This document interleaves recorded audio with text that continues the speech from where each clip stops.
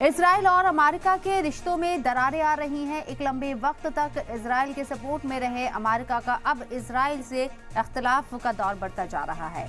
America ने Gaza में Israel के एक्शन पर सख्त तनकीद की है। अमेरिकी वज़ीर ख़ारजा एंटनी ब्लिंकन ने कहा है कि रफ़ा में तकरीबन 1.4 मिलियन आवाम की हिफाजत के लिए इसराइल के पास कोई काबिल एतमाद प्लान नहीं है। एंटनी ब्लिंकन ने आगाह किया है कि रफ़ा में इसराइली हमला हालात को और बिगाड़ सकता है। इसके अलावा ब्लिंकन ने इसराइल को देने वाले अमेरिकी हथियारों पर रोक लगाने के बाइडेन के फैसले को भी कंफर्म किया है।